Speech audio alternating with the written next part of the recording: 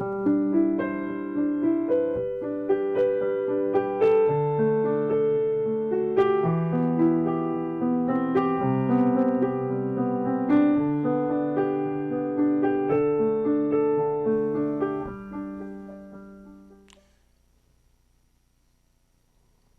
like to welcome all those folks who join us via Facebook Live. Thank you for tuning in. I'd like to encourage you to share this with your friends. We've just read 1 Samuel 17, verses 40 through 54, and the name of the message is Our Response to Victory. You ever been in front of a camera when a flash went off and you were blinded for a moment? This is the way sometimes problems hit us. We're blinded by the problems and they seem overwhelming to such a degree we don't know what to do. We can't see anything. We can't see past the problem or past the challenge because it's so overwhelming. It happens to all of us at one time or another. And it's normal. Even for people that go to church. Might I say it's normal, especially for people that go to church. The essence of the matter is, what do we do after we're blinded? What do we do when we get hit by a problem? How do we overcome it? How do you overcome when something hits you so hard with such a powerful and swift force that you're blinded by it? How do you overcome? What do you do when you face the giants in your life? Do you give in to fear? The story of David and Goliath illustrates how to take on the giants in your life, even those that might blindside you. Today, we're finishing up our series, 5 Smooth Stones. We've been journeying through the well-known story of David and Goliath, and I hope it's been an encouragement to you. The challenger was a 9-foot-tall giant named Goliath. Looked to be the favorite in the battle. God then chose David, a simple shepherd boy, to fight against the people's favorite, Goliath. The battle required a focus on God. And David had that. Today, we celebrate victory. When I first came to Connecticut, I was determined to be a baseball fan. There were several folks that I wanted to get close to that were big-time baseball fans. I'm a football fan. I've tried to get into baseball before, but you know what? There were a couple of things, a couple of sports I had to learn when I got here. One was baseball and the other was NASCAR, brother. I learned that a little bit. That's what our folks are into. So, you think back, I got here October 2001. So, baseball season for me started in April 2002. I was ready and willing to be a Yankees fan. I wasn't a Yankees fan. I wasn't really an anything fan. Hey, listen, I grew up in Cleveland in the 80s. I certainly wasn't an Indians fan. But again, like I said, I didn't really learn the game of baseball. So I was ready, all set up, kind of geared up. We had cable TV now, and then on opening day, yes, the Yankees flagship station pulled their stuff from Cablevision, or Cablevision pulled Yes, and replaced it with Nesson, the Red Sox station. Well, at first I was very frustrated. Listen, I always wanted to be a Yankees fan, but I still wanted to learn baseball. So I started to watch the Red Sox. And game after game, I started to get to know some of these characters. Manny Ramirez and others. They were a ragtag bunch of folks. And I started to fall in love with the team. I had several well-meaning folks in church warn me, "No, Pastor, don't do it. Don't become a Red Sox fan. They'll break your heart. They haven't been to the World Series in 80 years. Don't do it." And if you know me, at that point, the more that they did that, the more I was determined to be a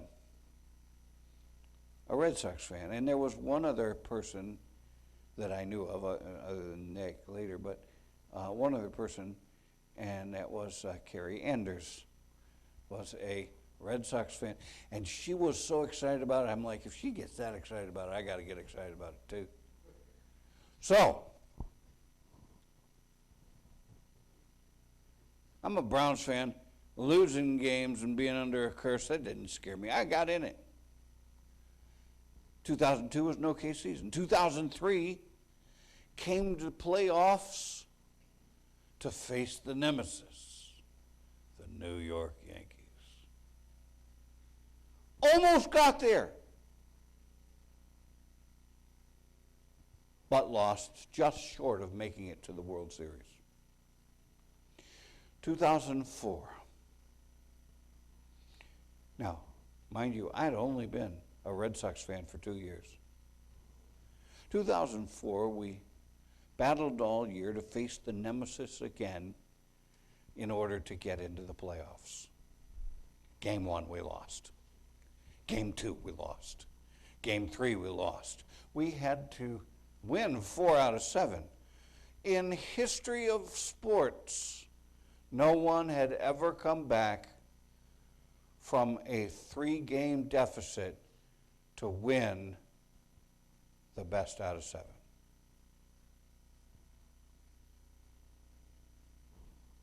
Sarah, I think, was 12, and she started to learn to love to watch with me. She had names for some of our players.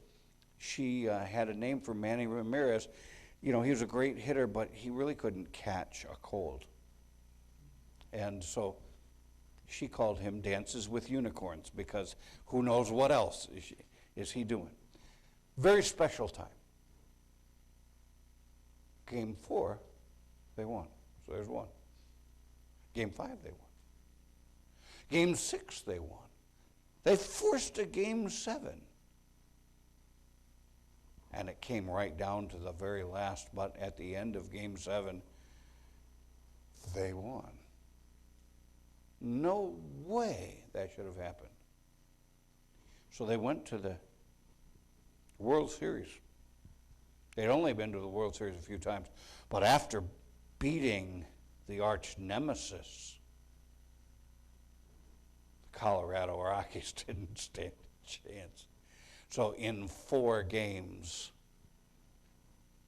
the Red Sox came, swept the World Series, broke the curse. Wow, what a comeback story.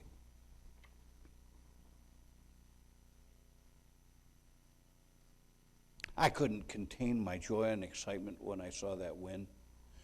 But thinking back on it now, I'm reminded how we celebrate our victories in life is really important. I didn't have anything to do with the Red Sox winning. But last week we talked about how it was that God provided all we need. And one of the things that he has given us are the memories and testimonies of his provision of goodness in the past. So, we need to handle victories biblically. I want to learn today, I want us to learn from the end of David and Goliath. What happened when it was all said and done? What was the response? I'm not just talking about the response of David and the Israelites, but I'm talking about the response of the enemy as well. So let's learn together what happened. The first thing that we find when God sends victory is victory sends the enemy running. Think about that. Whatever enemy that you're looking at now, you know what? God will bring victory, and God will send the enemy running. Look at verse 49. David put his hand in the bag, took thence a stone, slang it, smote the Philistine in his forehead, and the stone sunk into his forehead, and he fell upon his face to the earth. So David prevailed over the Philistine with a sling and with a stone, smote the Philistine, slew him, but there was no sword in the hand of David. Therefore David ran, stood upon the Philistine, took his sword, drew it out of the sheath thereof, slew him, cut off the head therewith, and the Philistines saw their champion was dead, they fled. I kind of like that. Much of our discussion so far in the series has been about the Israel army. But look at the opposing force, verse 51. They turned and ran. Why? Because their champion was dead. Who was Israel's champion? It wasn't David. It was God. And God's not dead, nor ever will be.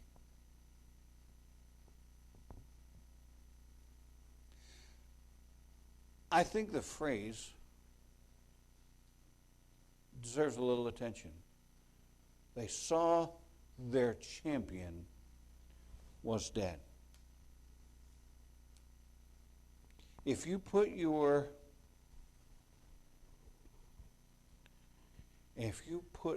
all of your eggs in a human basket, all of your trust, all your veneration, all your hopes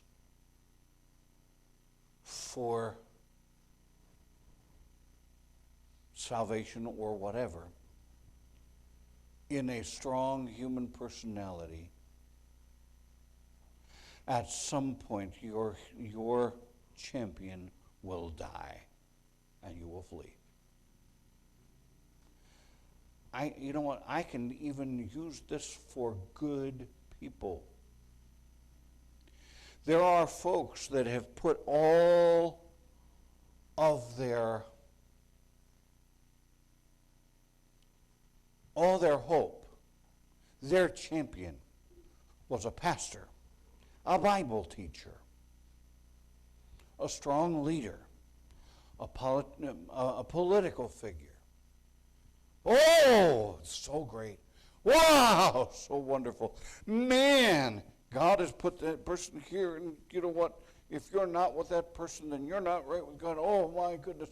And then God, because God doesn't share glory, will either allow the person to fall flat because maybe he gets prideful, or God just takes him out of the way, or her. And for those who put their trust in a person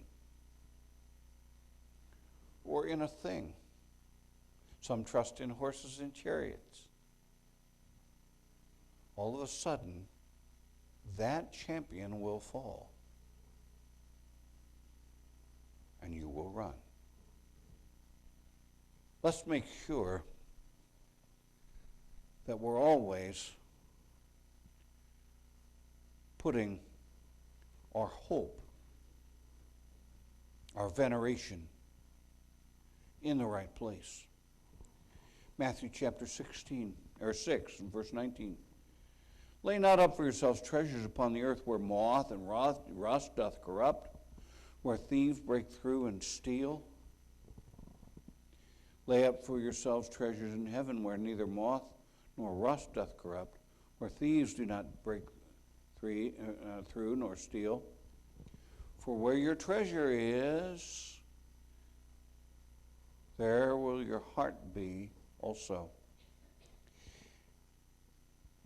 The Philistines stored up their treasure in a human champion, Goliath. When Goliath fell, they were completely lost. The good news is we have a God who is not only personal, but constant. God's not going anywhere. If God's our champion, we've made a good choice. We can be reminded of this. We know that all things work together for good, them that love God, to them that are who are the called according to his purpose. Warren Wiersbe said this: God's people do not fight for victory, but from victory. Amen? So, what happens at victory? Victory causes the enemy to run. Victory gives God glory. Look at verse 52 of 1 Samuel 17. The men of Israel and Judah arose and shouted and pursued the Philistines until thou come to the valley, to the gates of Ekron, and the wounded of the Philistines fell down by the way of Shaaraim, even unto Gath and unto Ekron. We already noted a few different times within this series, when God gives the victory, he deserves the glory for it. Too often, because of our own egos, sometimes our short memories, we try to take the glory for ourselves. Remember, God is a jealous God, and God's not going to share his glory with you.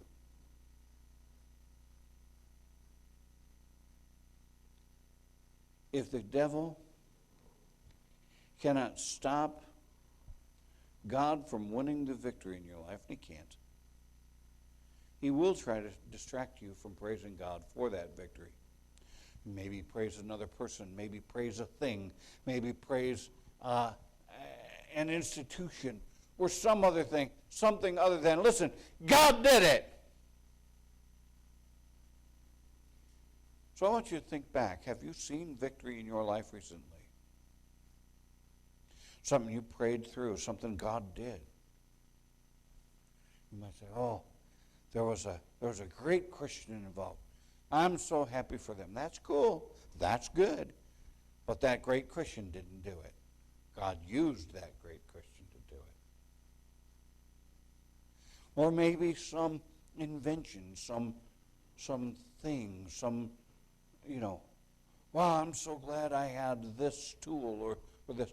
Great, God gave it to you, but God gave it to you. God needs to get the glory. David came in the name of God, so David and the people of Israel gave God the glory. In verse 52, it says, the people of Israel and Judah arose and shouted. The Hebrew word used for shout is an interesting one. It's a battle term. speaking about both physical and spiritual battles we face. It's mentioned somewhere else by David.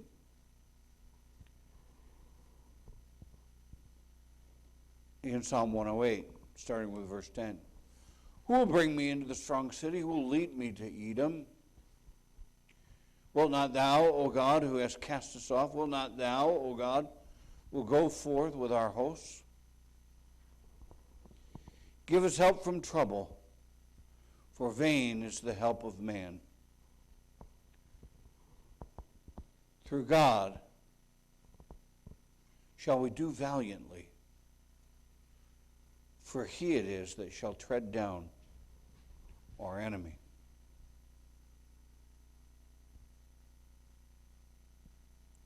David asks the question, who will give us the victory? And it reveals his posture concerning the question, through God we shall do valiantly. Do you still believe that? I think sometimes we're guilty of trying to fight our own battles or work out our own solution, come up with our own plan, rather than wait. Sure, we can make plans, we can do things, but except the Lord build the house, they labor in vain, they build it. So we got to go back and make sure that we never crowd God out of the equation. Psalm 121 says, I'll lift up mine eyes unto the hills, from whence cometh my help. My help cometh from the Lord, which made heaven and earth. Because his help and strength came from the Lord, that is, who he and the Israelite army decided to give credit, victories won by God deserve the praise to go to God. Finally, we're going to conclude this fantastic story. There's one more piece of post-victory behavior we need to discuss.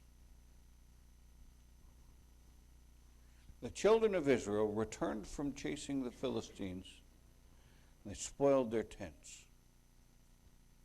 Victory requires us to finish the job.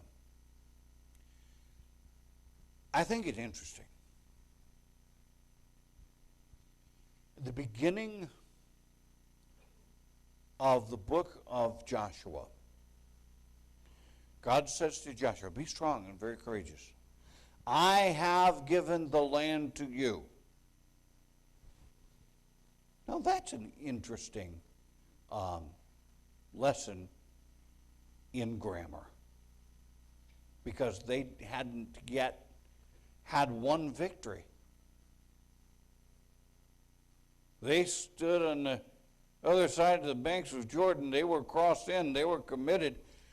Oh, and there was a whole bunch of people that wanted to wipe them off the face of the earth, and some of them were giants. And God said, I have given you this land. What does that mean? The battle's already won, but it's up to you to take the land. I've given you the victory, now act on it. I've given you all the tools to win this battle. Now go win the battle. Why didn't God just wipe everybody out and let them come in? Because that wasn't the plan. The plan is, I need you to trust me through every piece of this. I need you to trust me through every movement.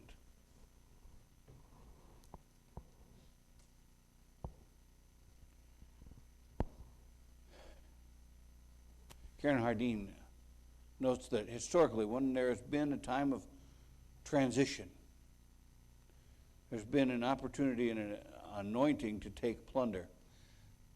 Plunder is that which has been stolen, which someone else now holds, but it's actually provision to pay for the transition. See, this season in Israelite history was clearly one of transition.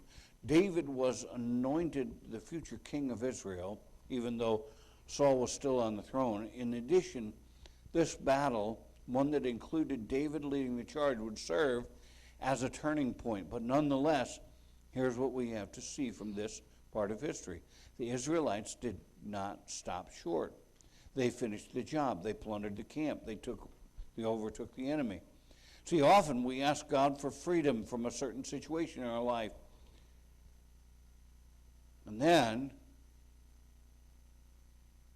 not even step into the freedom when God gives it.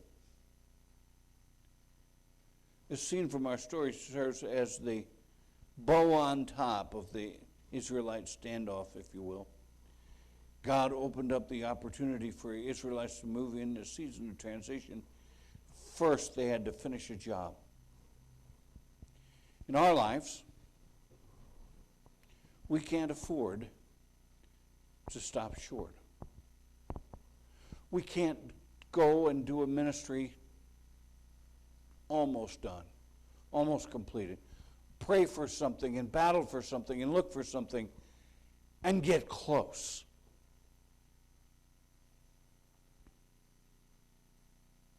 You imagine if Jesus said,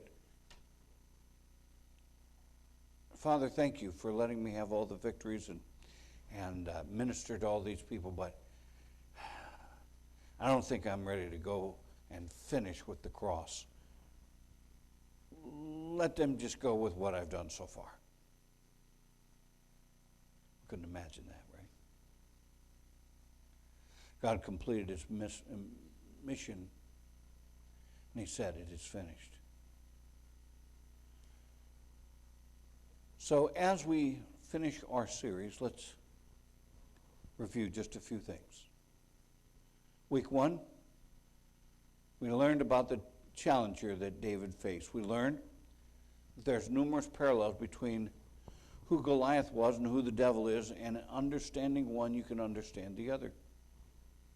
In week 2, we looked and we saw David, the man after God's own heart, who in all things gave God the glory in his life. Throughout the story of David and Goliath, we see how David was completely dependent on God. He knew God would deliver him through every circumstance. Last week,